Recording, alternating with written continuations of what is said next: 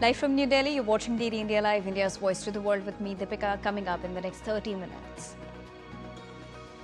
US announces Israel and Syria's agreement on ceasefire after days of conflict in predominantly Druze area, calls to put down weapons. Lauding efforts of US Special Envoy Steve Witkoff in negotiating between Israel and Hamas, Trump announces another hostage release from Gaza. US President Donald Trump sues Wall Street Journal over Epstein report, seeks $10 billion in defamation suit. Administration files motion to unseal jury transcripts. El Salvador releases hundreds of US deputies from notorious prison in US-Venezuela swap. Agreement ends a month-long ordeal decried by rights group. And in sports, Indian women's cricket team will aim for series victory as they lock horns with England in second ODI at Lord's.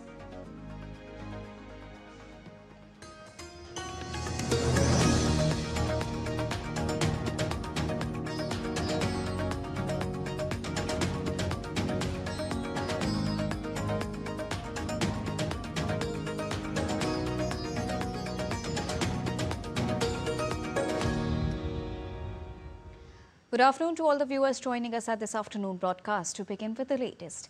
In the early hours of Saturday, the US announced a ceasefire between Israel and Syria, negotiated by US envoy Tom Barak, following deadly clashes in Syria's Druze-majority Suweda province. Israel has allowed Syrian troops limited access to Suweda. The violence, sparked by a Druze merchant's kidnapping, killed 638 people since the 13th of July, as per the Syrian Observatory for Human Rights. Israel's airstrikes, including on Damascus's army headquarters, aimed to protect the Druze, but drew Syrian accusations of destabilization. Despite a prior truce renewed without Druze fighting erupted on Friday, Syria's interim minister Ahmed al-Shara pledged to restore order while the UN demanded probes into abuses. Hospitals struggle with over 400 bodies and humanitarian conditions in Suweda remain dire. Lauding the efforts of US Special Envoy Steve Witkoff, President Donald Trump announced that another 10 hostages will be released from Gaza. Trump has been predicting for weeks that a ceasefire and hostage release deal was imminent, but agreement has proven elusive. Gaza, we got most of the hostages back. We're going to have another 10 coming very shortly, and we hope to have that finished pretty quickly. And Steve Witkoff has been fantastic. He's done a great job in that. He's a very good man, good deal maker. I said, I need a good deal maker with a good personality, and there aren't too many of them, but Steve is, and he's done a great job. Israel and Hamas negotiators have been taking part in the latest round of ceasefire talks in Doha since the 6th of July, discussing a US-backed proposal for a 60-day ceasefire. The truce proposal calls for 10 hostages held in Gaza to be returned along with the bodies of 18 others spread out over 60 days. In exchange, Israel would release a number of detained Palestinians. US President Donald Trump on Friday filed a $10 billion defamation lawsuit in Miami's federal court against the Wall Street Journal, its parent companies Dow Jones and News Corp, Rupert Murdoch, and 2 reporters. The suit targets a 17th July report alleging Trump sent Jeffrey Epstein a 2003 birthday letter with a suggestive drawing and a reference to shared secrets. Trump, denying the report on Truth Social, called it a scam and vowed to make Murdoch testify. The unverified claim fuels scrutiny of Trump's Epstein ties amid conspiracy theories among his base. Trump's administration faced backlash after a 7th of July Justice Department memo that denied an Epstein client list exists. Meanwhile, the US government filed a motion to unseal grand jury transcripts related to the late financier and sex offender Jeffrey Epstein. In a filing in Manhattan federal court, the Department of Justice said the criminal cases against Epstein and his former associate Ghislaine Maxwell are a matter of public interest, justifying the release of associated grand jury transcripts. Over 200 Venezuelans who were deported from the United States on allegations of gang membership earlier this year and detained in an El Salvador jail arrived home to Caracas on Friday. The release was part of a coordinated prisoner exchange with 10 Americans held in Venezuela returned to the United States, which ended a months-long ordeal decried by rights group Venezuela's government said 252 Venezuelans held in El Salvador had been freed. President Nicolas Maduro celebrated the arrival of 2 airplanes carrying them near Caracas on Friday evening. The Venezuelans were sent to El Salvador from the United States in the month of March after U.S. President Donald Trump invoked the 1798 Alien Enemies Act to swiftly deport alleged members of the Tren gang without going through normal immigration procedures. They were held in El Salvador's notorious C-Court maximum security prison. Venezuelan President Maduro thanked U.S. President Donald Trump for making it happen. Staying in the U.S. President Donald Trump signed a law to create a regulatory regime for dollar-pegged cryptocurrencies known as stablecoins, a milestone that could pave the way for digital assets to become an everyday way to make payments and move money. The bill, dubbed as the Genius Act, passed in the House of Representatives by a vote of 308 to 122, with support from nearly half the Democratic members and most Republicans. It had earlier been approved by the Senate. The law is a huge victory for crypto supporters who have long lobbied for such a regulatory framework in a bid to gain greater legitimacy for an industry that began in 2009 as a digital Wild West, famed for its innovation and speculative chaos. With today's signing, we're pushing even further into the exciting new frontier. Just as I promised last year, the Genius Act creates a clear and simple regulatory framework to establish and unleash the immense promise of dollar-backed stable coins. This could be perhaps the greatest revolution in financial technology since the birth of the internet itself. A lot of people are saying that. Stable coins are designed to maintain a constant value, usually a 1:1. US dollar peg and their use has exploded, notably by crypto traders moving funds between the tokens. The industry hopes they will enter mainstream use for sending and receiving payments instantly. So now let's take a look at what exactly are stable coins. Here are 3 things that you should know about stable coins. Stable coins enables the users to trade digital assets. It also tracks values of traditional assets like US dollar or gold. While stable coins also enable fast, low-cost cross-border payments. The next question is, why is the US regulating them? Well, US is pushing the issuers to hold sufficient low-risk liquid assets. Proposed legislation require the issuers to undergo regular audits. Now, it also has a risk that it may not be trustworthy or could be hacked. So the next question is that does the bill go far enough? Well, Amazon and Walmart consider issuing their own stablecoin. Democrats say conflicts are not sufficiently addressed, whereas Trump's family helped launch a stablecoin called USD1. But how do other countries regulate stablecoins? Well, Europe provides a framework for issuing stablecoins. UK, South Korea and Brazil are moving forward with the regulations, whereas Russia is considering a stablecoin backed by ruble or yuan. Well, a US judge on Friday said he will hold an August 28 hearing on a request by the Justice Department and Boeing to approve an agreement that allows the plane maker to avoid prosecution. The deal, which faces objections from relatives of some of the 346 people killed in 2 737 MAX crashes in 2018 and 19, enables Boeing to escape oversight from an independent monitor for 3 years. Boeing last year agreed to plead guilty under a deal with the prosecutors to a criminal fraud charge that it misled US regulators about a crucial flight control system on 737 MAX.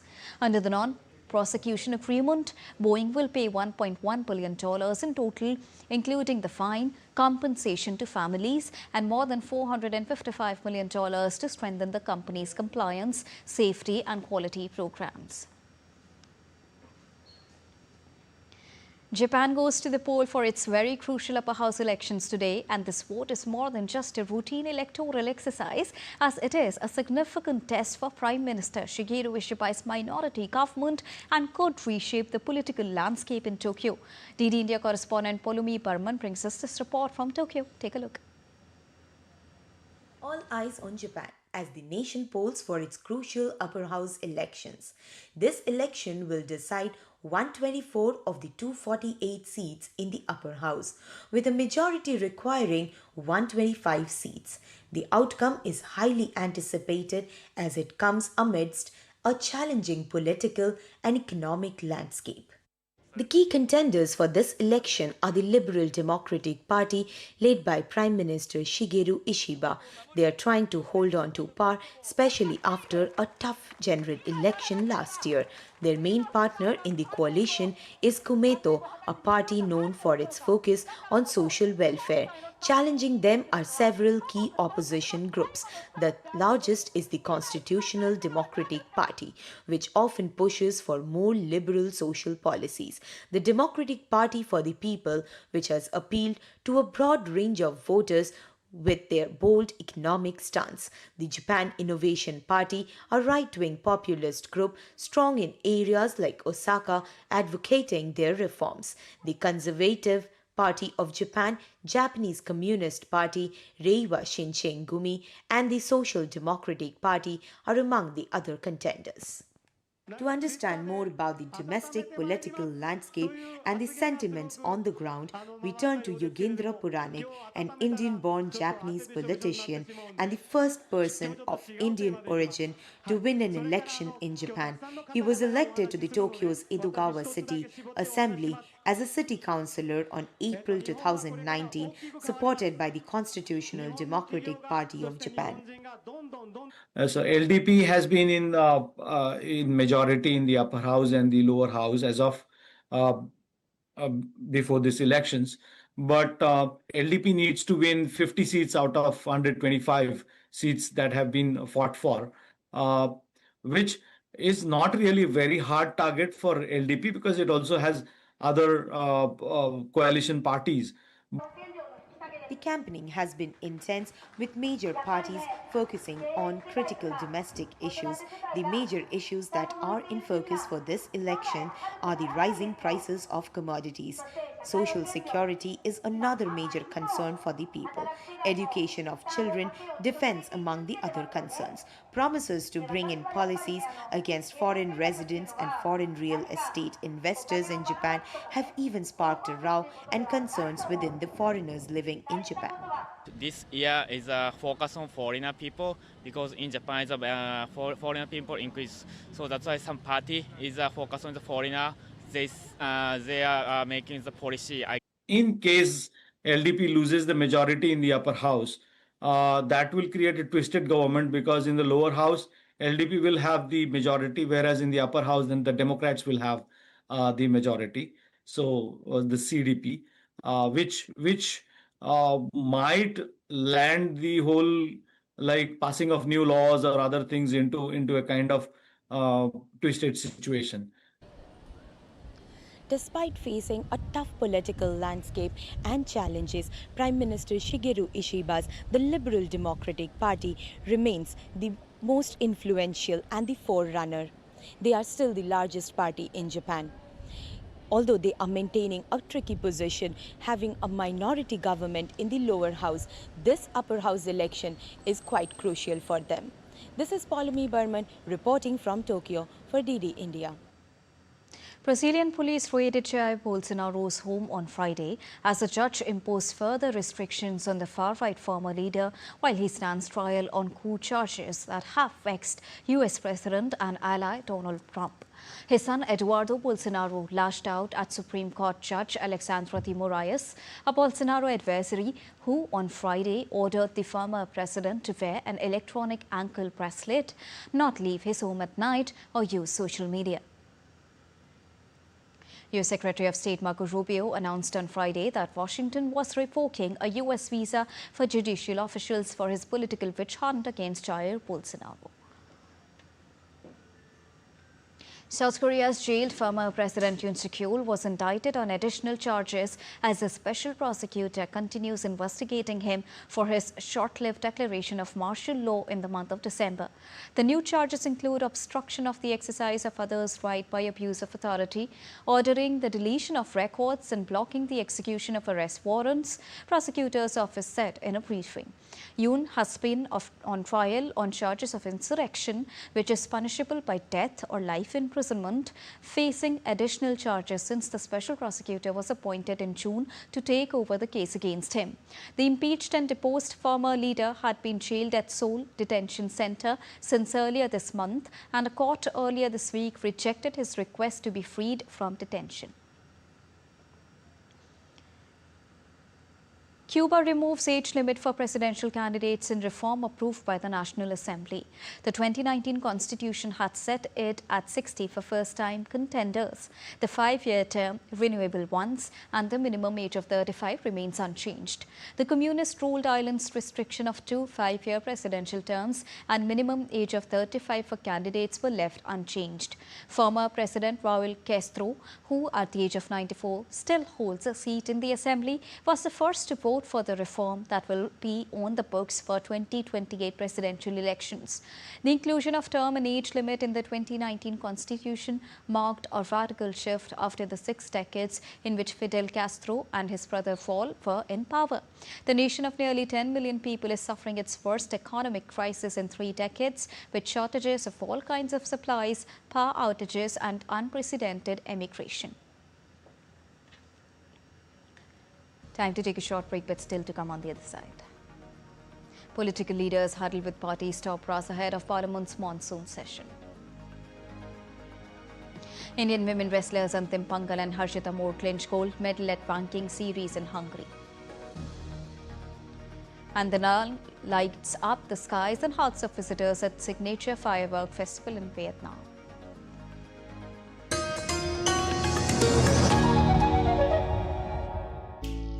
Jharkhand will mesmerize you with majestic nature, rich heritage and colorful culture. Hello. Johar. It fits perfectly. Thank you. Full workout हो गया. Ready?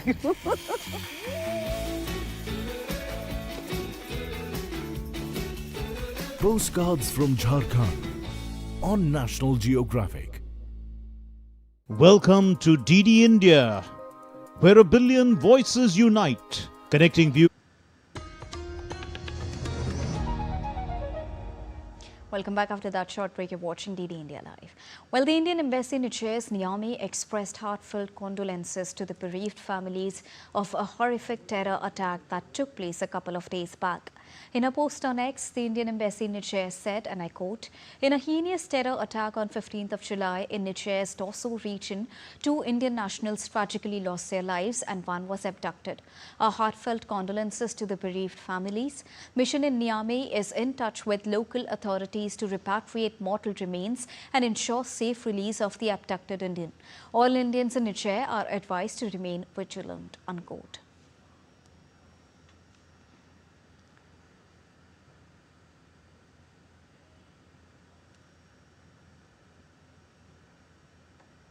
Moving on. Ahead of monsoon session of Indian Parliament beginning the 21st of July, political leaders are huddling with the party's top brass to strategize the party's position on matters to be taken up in the upcoming session. In line with this, India bloc parties will hold an online meeting today to reach a consensus on issues to be discussed during Parliament's monsoon session and convey a message of unity.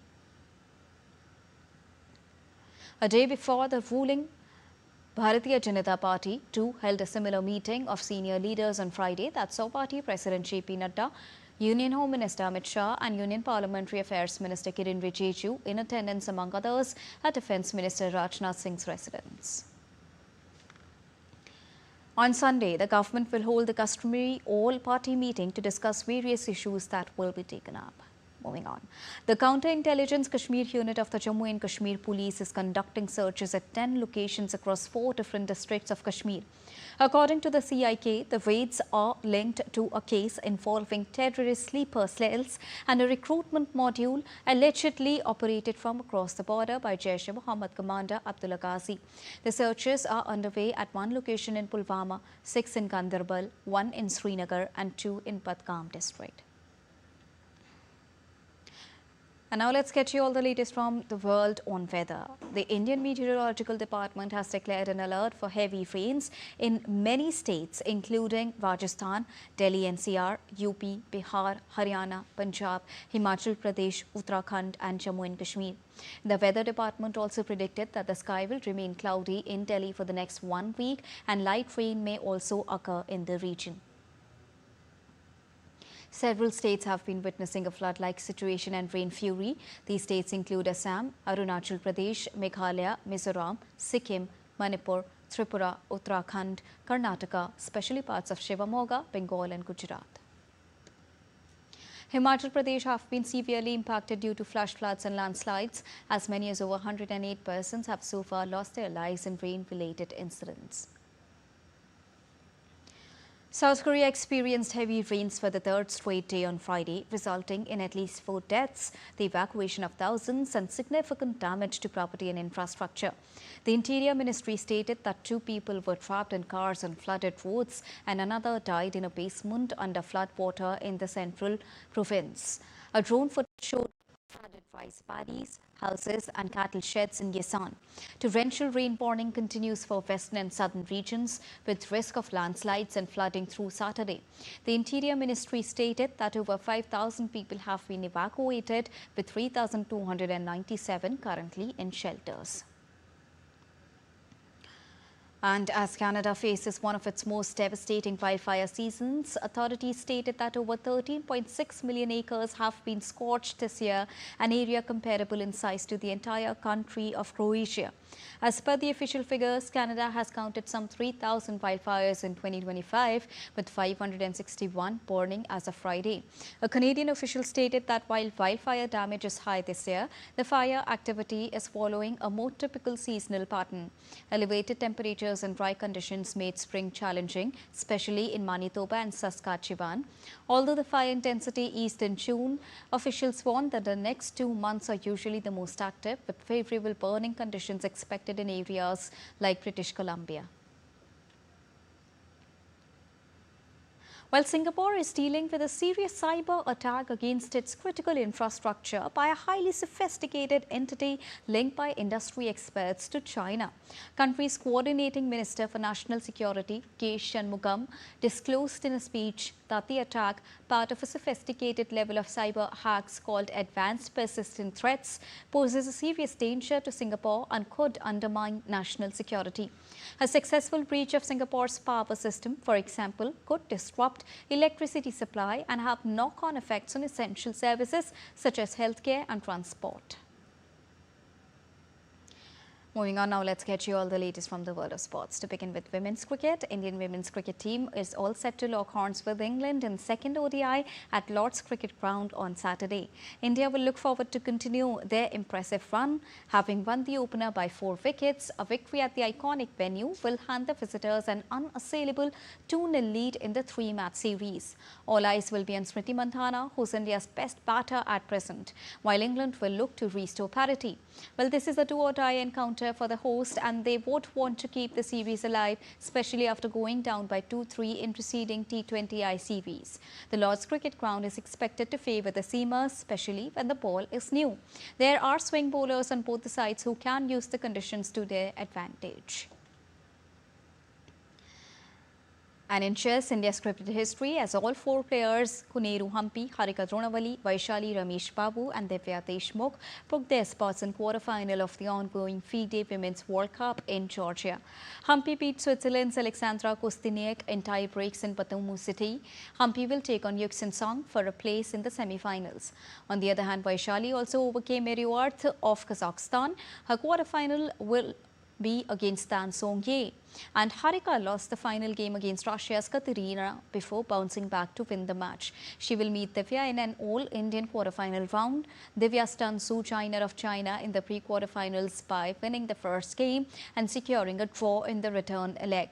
The tournament offers 3 spots in FIDE Women's Candidates Tournament set to take place in the first half of 2026. In wrestling, Olympian Antim Pangal and Harshita Moore won gold medals at ranking series wrestling competition in Hungary. Antim Pangal beat Natalia by 7-4 in the final in Budapest for her second international gold this year. Harshita won India's second gold medal of the day in 72 kg category. She defeated 4-time Asian champion Samila of Kazakhstan in the final round. Meanwhile, Neha Sangwan had to settle for silver in 57 kg after 4-0 loss against former Olympic champion Helen Maroulis. Indian women's wrestlers picked up 4 medals including 2 gold, a silver and a bronze on Friday. Moving on, Da Nang city in Vietnam lit up the skies and hearts of visitors as its signature firework festival dazzled crowds, further cementing the city's reputation as a global destination for culture and celebration. Visitors from around the world gathered along the Han River to witness the spectacle event.